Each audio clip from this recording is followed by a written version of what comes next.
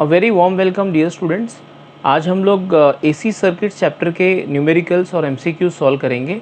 अच्छा, इस वीडियो में एक स्पेशल बात ये होगी कि हम लोग जितने भी प्रॉब्लम सॉल्व करेंगे और जहाँ पे भी लॉग कैलकुलेशंस की ज़रूरत है वो लॉग कैलकुलेशंस मैंने दिखाई हुई है, बिकॉज लोग चाहते थे कि मैं थोड़ा लॉग कैलकुलेशंस भी दिखाऊं उनको। ऐसे कमेंट्स आए थे लोगों के, तो मैंने स्टूडेंट्स के लिए लॉग कैलकुलेशन भी दिखाई हुई है। नॉट ओनली दैट, मैं इस डिस्क्रिप्शन बॉक्स में, इस वीडियो के डिस्क्रिप्शन बॉक्स में फॉर्मूला लिस्ट भी दे दूंगा। तो आप थोड़ा वेट करना, एक दो दिन में मैं डिस्क्रिप्शन बॉक्स में फॉर्मूला लिस्ट भी डाल दूंगा। नॉट ओनली दैट, मैं धीरे धीरे जितने भी प्रॉब्लम्स हमने सॉल्व किए हैं, जितने भी चैप्टर्स के प्रॉब्लम सॉल्व किए हैं, सबके डिस्क्रिप्शन बॉक्स में धीरे धीरे फॉर्मूला शीट डाल दूंगा। तो वो आप लोग डाउनलोड कर लेना और उसमें से फॉर्मूला आपकी रेडी हो जाएगी, right. So let us start with the numericals now. ये सबसे पहला एमसीक्यू है, MCQ number 1। Let us see how will we solve this MCQ. तो क्वेश्चन है, if the RMS current is 50 hertz, if the RMS current in a 50 hertz AC circuit is 5 ampere, the value of the current 1/300 seconds after its value becomes 0 is। मतलब ये time हमको कब से major करना है। देखो, time 1/300 seconds after it's value become 0, मतलब initially उसकी वैल्यू थी 0 और 1/300 सेकेंड्स के बाद उसकी करंट की वैल्यू कितनी होगी, हमको ये निकालना है। तो सबसे पहले मैं डेटा लिख देता हूँ। डेटा में हमको RMS करंट दिया हुआ है 5 एम्पियर और फ्रीक्वेंसी दी हुई है 50 hertz. I equal to question mark when the time is 1/300 seconds, and ये भी बोला हुआ है कि इनिशियली द करंट वाज 0, क्योंकि उसकी वैल्यू 0 बोली हुई थी। तो at t equal to 0 current is equal to 0। अब करंट की इक्वेशन लिखते हैं। देखो, द इंस्टेंटेनियस करंट या current at any moment of time is given by the formula I is equal to I0 sine omega t plus alpha. ये current की formula है at any moment of time, instantaneous current है ये। Okay, अब हमको condition देखो, alpha मतलब initial phase होता है, हमने ऑसिलेशन में पढ़ा है, उस तरह से यहाँ पे भी अल्फा मतलब इनिशियल फेज होता है। अब ये इनिशियल फेज निकालने के लिए कंडीशन दिया हुआ है कि जब करंट का वैल्यू 0 है तो टाइम भी 0 है, राइट। टाइम 0 पे करंट का वैल्यू 0, तो मैं t को 0 लिखूंगा और I को भी 0 लिखूंगा। तो अगर मैं ऐसा करूँ तो मुझे अल्फ़ा का वैल्यू मिल जाएगा। तो जब t 0 है, t को 0 सब्सटीट्यूट करेंगे, I को 0, तो हम लोग को अल्फ़ा का वैल्यू भी 0 ही आएगा। तो आप ये कैलकुलेशन देख लेना, अल्फ़ा का वैल्यू 0 है, राइट। अच्छा, अब अल्फ़ा तो 0 मिल गया, तो let us substitute alpha in equation number 1। तो अगर हम इस अल्फ़ा को इक्वेशन नंबर 1 में सब्सटीट्यूट करेंगे तो करंट का आंसर आएगा I is equal to I0 sine omega t. ठीक है, तो अब हमारा इक्वेशन हो गया I is equal to I0 sine omega t. अब हमको करंट चाहिए कब, जब टाइम की वैल्यू है 1/300 सेकेंड्स। ठीक है, तो ये जो इनिशियल कंडीशन दिया हुआ था कि जब टाइम 0 है तो करंट 0 है, उससे हमको अल्फ़ा मिल गया। Now equation is I equal to I0 sine omega t. तो ओमेगा को मैं 2πf लिख सकता हूँ, राइट। तो ये फ्रीक्वेंसी हमारा यूज़ हो जाएगा यहाँ पे, और ओमेगा को मैं 2πf लिखूँगा, राइट। और क्योंकि मुझे I0 पता नहीं है लेकिन IRMS पता है, तो हम जानते हैं रिलेशन कि I0 is equal to √2 times of IRMS। तो मैं I0 के जगह पे लिखूँगा √2 टाइम्स ऑफ IRMS। ठीक है, अब हम IRMS जानते हैं, हम फ्रीक्वेंसी जानते हैं, सब्सटीट्यूट कर लेते हैं, हमको आंसर आ जाएगा। So when we substitute the answer will be 5√3/2, that is option number B.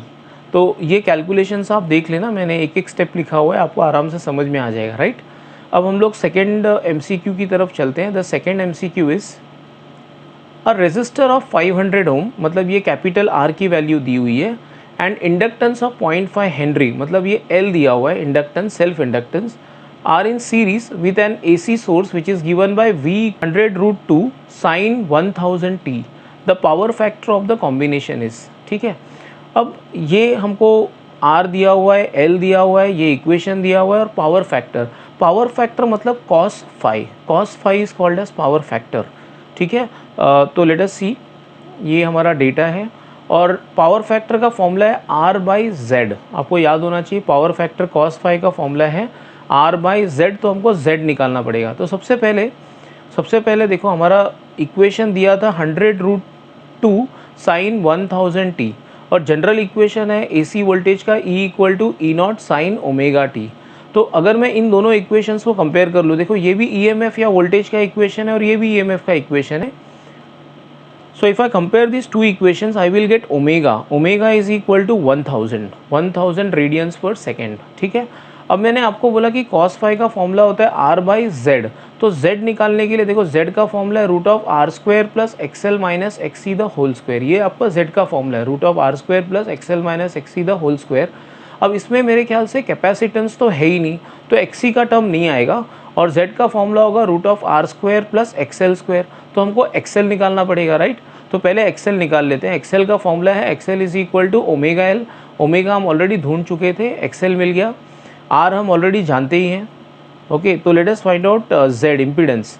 तो जेड का फॉर्मूला है root of R square plus XL minus XC the whole square. लेकिन जैसा कि मैंने बोला कि इस सर्किट में कैपेसिटर तो है ही नहीं, तो आप एक्सी के टर्म को इग्नोर कर लो. और एक्सी के टर्म को अगर हम इग्नोर करेंगे तो फॉर्मूला बन जाएगा Z is equal to root of R square plus XL square. ठीक है. अब एक्सएल हम निकाल चुके, आर भी हम निकाल चुके, सब्सटीट्यूट कर लेते हैं. आर दिया हुआ था, सॉरी, आर इज़ 500. तो अगर हम सब्सटीट्यूट करेंगे तो answer will be 500 root 2. Z का आंसर 500 रूट 2.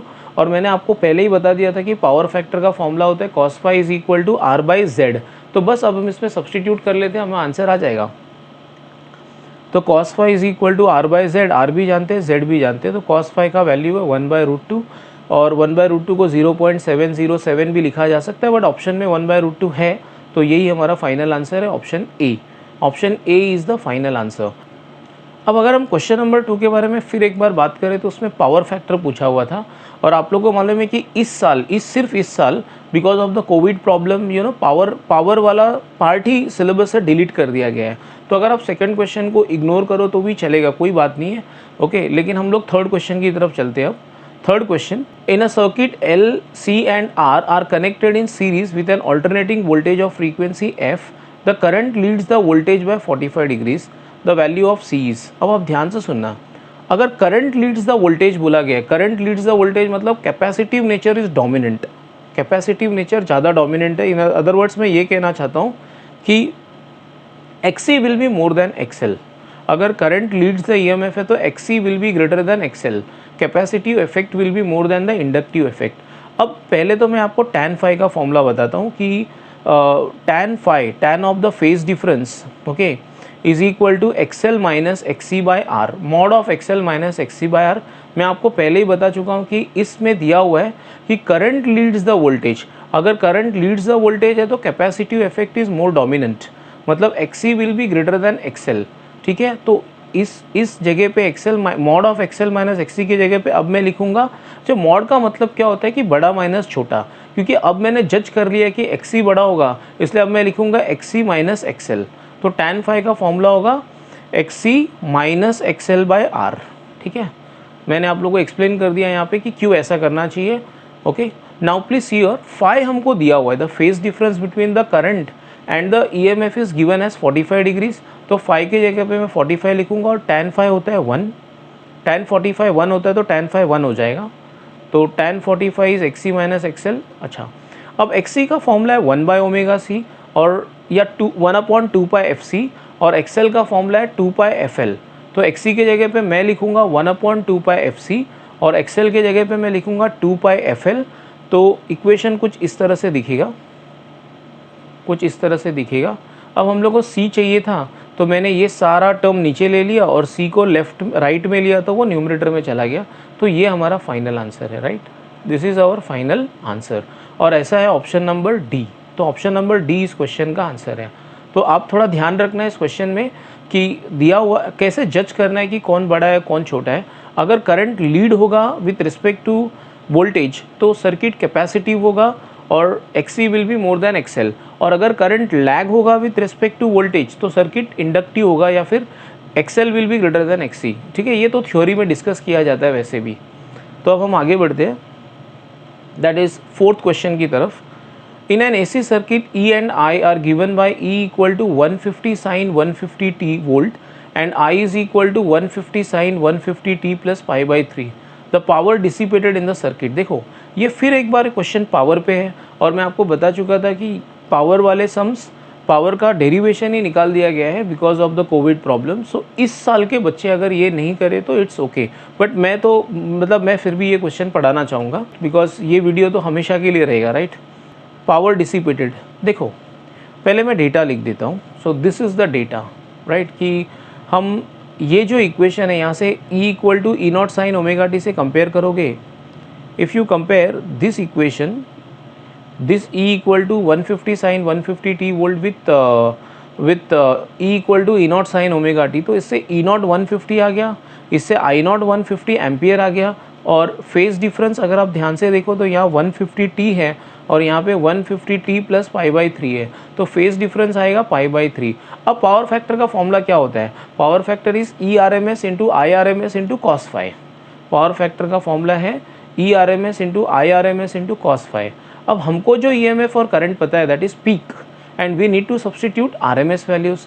तो बहुत ईजी है, I can write ERMS as E0/√2 and IRMS को मैं लिख सकता हूँ I0/√2। तो मैं सब्सटीट्यूट कर देता हूँ ERMS को E0/√2, IRMS को I0/√2 और फाई तो π/3 है, बस सब्सटीट्यूट कर लो, आपको आंसर आ जाएगा 5625 watt, which is option number C. Okay, option number C. Next fifth, I would like to tell you that कि मैं जानता हूँ कि क्वेश्चन नंबर 4 शायद इस साल के लिए ज़रूरी नहीं था, but this video is going to serve for another 5 years maybe, जब तक सिलेबस चेंज नहीं होगा दोबारा। और इस बार का जो सिलेबस था वो मेरे ख्याल से आज तक का सबसे अच्छा सिलेबस था।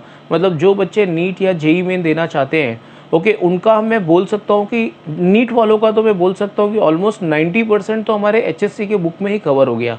और जेई मेन का मैं बोल सकता हूँ कि ऑलमोस्ट 80% जो आपको आना चाहिए जेई मेन के लिए वो हमारे गवर्नमेंट बुक में ऑलरेडी है। अब आपको सिर्फ प्रैक्टिस करनी है और 20% एक्स्ट्रा पढ़ना है, राइट। तो हम लोग आगे बढ़ते हैं 5th क्वेश्चन की तरफ। 5th question, in a series LCR circuit the phase difference between the voltage and the current is 45 degree.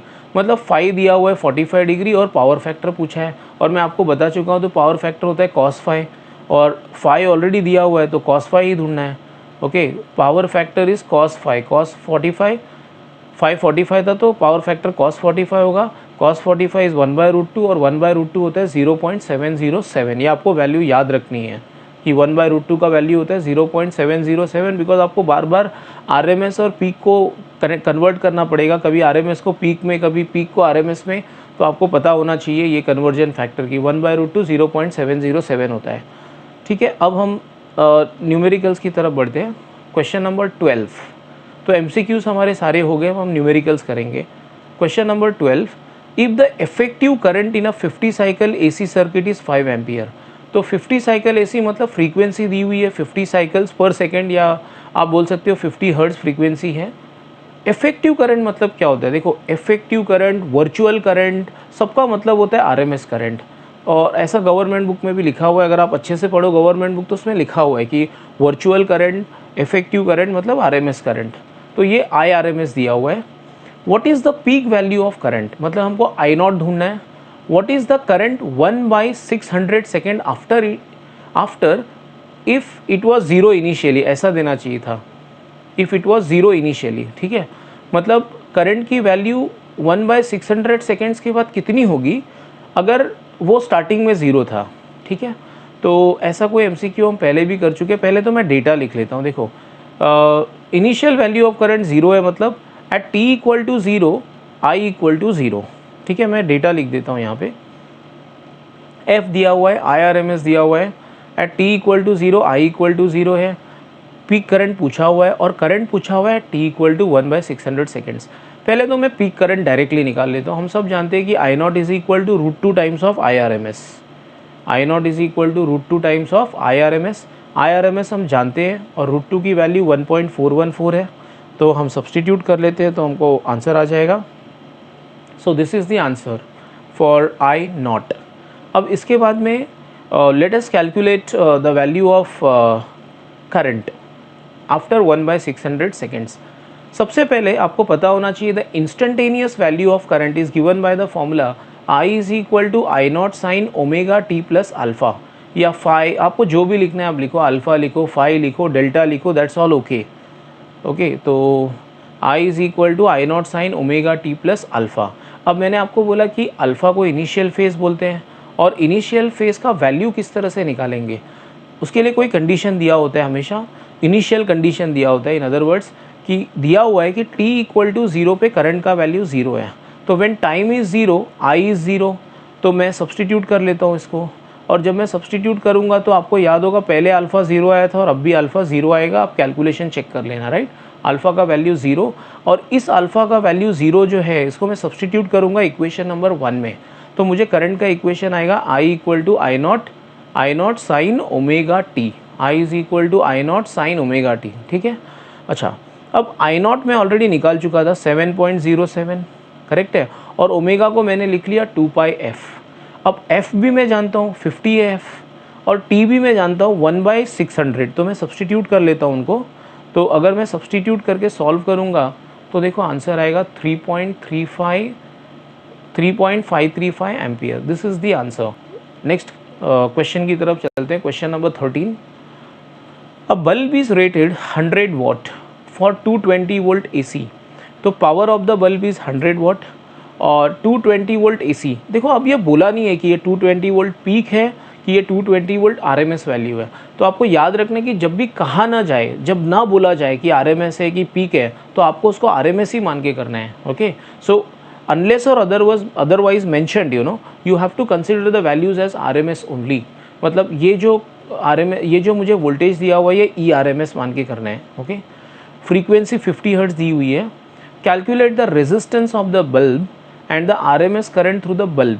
देखो याद रखना इस क्वेश्चन में सिर्फ रेजिस्टेंस ही है और कुछ नहीं है, मतलब ना तो इंडक्टर है ना तो कैपेसिटर है। तो जो आपके 11th के या 10th के फॉर्मूलाज लगते थे पावर के वही लगेंगे, बस थोड़ा सा मॉडिफिकेशन होगा। जहाँ पे आप पावर को E²/R लिखते थे, अब उसको ERMS²/R लिखना पड़ेगा। That is the formula for power. तो मैं आपको एक्सप्लेन करता हूँ कि पहले डेटा लिख लेते हैं। अब पावर का फॉर्मूला क्या है? पावर का फॉर्मूला E²। देखो 3 फॉर्मूला है पावर का, एक तो I²R, E²/R और EI, ठीक है। बस आपको याद रखना है ये जो EI, E²/R या I²R है, ये सब RMS है। तो पावर का फॉर्मूला है ERMS²/R। अब मैं ERMS जानता हूँ, R ढूंढना है, P भी जानता हूँ, तो इंटरचेंज कर लेता हूँ। R को लेफ्ट में ले लेता हूँ, P को राइट में ले लेता हूँ, तो आंसर होगा R इज़ इक्वल टू ERMS²/पावर। I know the value of ERMS also and I know the value of power also, so I'll just substitute and get the answer. So this is the calculation and it does not require any log. तो log की ज़रूरत होगी तो ही log book use करेंगे। ऐसा नहीं होता कि मतलब कोई भी 2x4 करना है तो हम लॉग बुक यूज़ करेंगे। log book is required only when you cannot do the calculations other way। या समझ लो कि अगर आप इतने स्मार्ट हो कि कोई भी कठिन से कठिन कैलकुलेशन आप बिना लॉग बुक के कर सकते हो तो आप कर लो, कोई प्रॉब्लम नहीं है। लेकिन आप खाली इतना करना कि जो भी आप कैलकुलेशन करते हो वो आपको थोड़ा साइड में एक पेज पे, मतलब उसी प्रॉब्लम के अगल बगल में दिखाना होगा कि आप जो मल्टीप्लाई कर रहे हो, डिवाइड कर रहे हो, आपको दिखाना पड़ेगा एग्जामिनर को। नहीं तो एग्जामिनर ये सोच के आएगा कि भाई साहब रट के आए हैं सारे आंसर्स सारे, तो वो ऐसा मत करना आप। या तो आप लॉग से करना कैलकुलेशन, जो डिफ़िकल्ट वाले कैलकुलेशंस हो, या तो आप लॉग से करना, या अगर आप आपको डायरेक्टली करना आता है तो आप उसको दिखाओ, कैलकुलेशन को उसी पेज पे दिखाओ, साइड में पेंसिल से लिख कर दिखाओ, okay, so that the examiner knows that okay this student has really worked hard and done the calculations, ठीक है। फिलहाल इसमें तो लॉग की ज़रूरत ही नहीं थी। The RMS current through the bulb is, अच्छा बल्ब में RMS करंट पूछा हुआ है तो काफ़ी ईजी है। IRMS is equal to ERMS/R, ठीक है। IRMS is equal to ERMS/R। आप बोल सकते हो कि सर एक्चुअल फॉर्मूला तो ERMS/Z है। अच्छा तो ठीक है, तो Z है तो Z is √R² + XL - XC the whole square, ठीक है। अब इसमें इंडक्टर भी नहीं है, कैपेसिटर भी नहीं है, तो L भी नहीं है, C भी नहीं है, तो आपको R ही लिखना पड़ेगा सिर्फ। Now we know ERMS and we know R, so we will just substitute and get the answer। So अगर आप ये कैलकुलेशन करो, जो बहुत सिंपल सी कैलकुलेशन है, सबको 11 की टेबल तो आती होगी, तो 0.4545 एम्पियर, इसमें भी लॉग की ज़रूरत नहीं है, right. Let us move on to question number 14। Question number 14 is a 15 microfarad capacitor is connected to a 220 volt 50 hertz सोर्स, ओके। तो ये C दिया हुआ है कैपेसिटेंस की वैल्यू, ये वोल्टेज है, और मैंने आपको पहले ही बोला कि जब तक स्पेसिफाई नहीं किया जाए तब तक आपको इसको RMS मान के ही काम करना है। तो ये ERMS है, ये फ्रीक्वेंसी 50 हर्ट्ज़ है। फाइंड द कैपेसिटिव रिएक्टेंस मतलब XC। करंट आपको दोनों निकालना है, RMS भी और पीक भी। और पूछा है if the frequency is doubled what will happen to the capacitive reactance and what will happen to the current. तो काफ़ी सारे क्वेश्चंस पूछे हुए हैं। ओके, मैं एक बार डेटा लिख लेता हूँ, ठीक है, डेटा लिख लेता हूँ और अब स्टार्ट करते हैं। डेटा हमारे सामने है। सबसे पहले हम XC निकालेंगे। XC का फॉर्मूला है 1/2 pi FC। So the capacitive reactance is given as XC is equal to 1/2 pi FC। ठीक है, तो बस हम F जानते हैं, हम C जानते हैं, सब्सटीट्यूट कर लेते हैं और देखते हैं क्या आंसर आता है। तो अगर मैंने सब्सटीट्यूट किया तो कुछ ऐसा होगा। देखो ये 2 एज इट इज़ है, पाई को 3.142 लिख लिया, फ्रीक्वेंसी को मैंने 50 लिख लिया। बस इतना बताना था कि ये जो कैपेसिटर था 15 × 10⁻⁻6 था, तो मैंने 15 को नीचे लिख लिया और 10⁻6 को ऊपर कर लिया। ठीक है, अब इसको लॉग से ही सॉल्व कर सकते हैं। तो लॉग से मैंने सॉल्व की है इसको। तो आप देखो ये लॉग कैलकुलेशन है। तो आपको पता होगा कि इसी तरह से कैलकुलेशन करते हैं, log of numerator minus log of denominator. तो ये डिनोमिनेटर को मैंने ऐड कर लिया और उसको न्यूमरेटर के लॉग के साथ सब्ट्रैक्ट करके फिर एंटी लॉग ले लिया, तो आंसर आ गया। अच्छा, आपको मैं और एक बात बता देता हूँ। आप चाहो तो 10 के पावर को कैलकुलेशन से बाहर रख सकते हो। मतलब ये 10⁻6 था ना, आप इसको इधर बाहर ऐसे ही लिख सकते थे 10⁻6 और कैरी ऑन कर सकते थे। ये तो आपको आपके टीचर्स ने भी पढ़ाया होगा।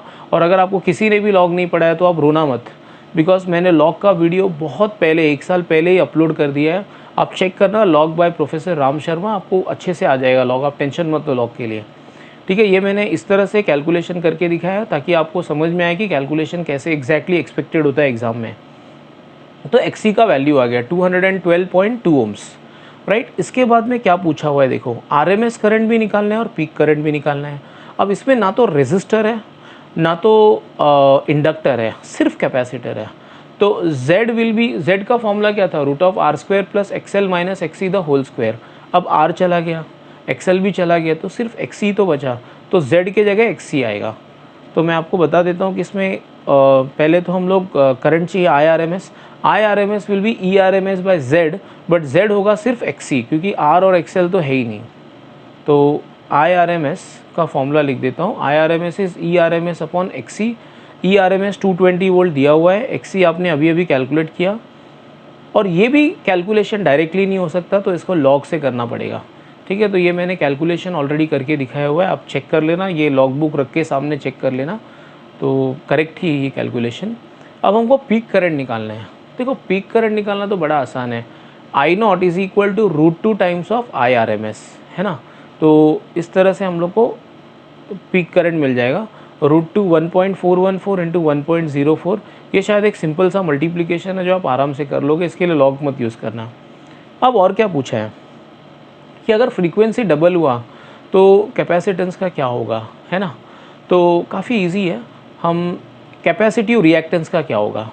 तो कैपेसिटिव रिएक्टेंस का फॉर्मूला है 1/2 पाई FC, यानी XC और F इन्वर्सली प्रोपोर्शनल है। तो मैं लिख देता हूँ XC और F इन्वर्सली प्रोपोर्शनल है। तो अगर फ्रीक्वेंसी को डबल करेंगे तो ऑफकोर्स XC हाफ होगा, तो XC तो हाफ होगा, इसमें कोई डाउट ही नहीं है। If F is doubled XC will become half. ये आपका एक आंसर आ गया। फिर करंट के बारे में भी पूछा उन्होंने। देखो करंट का फॉर्मूला है I is equal to ERMS upon XC, और I और XC भी एक दूसरे को इन्वर्सली प्रोपोर्शनल है। और अभी हमने देखा कि XC का क्या हुआ, XC हो गया हाफ। अगर XC हो गया हाफ तो करंट हो जाएगा डबल। ठीक है, I is inversely proportional to XC half होगा तो करंट होगा डबल, राइट। तो इस तरह से हम क्वेश्चन नंबर 14 को सॉल्व कर सकते हैं। So thanks for watching the video and do subscribe the channel and share video with your friends. Thank you.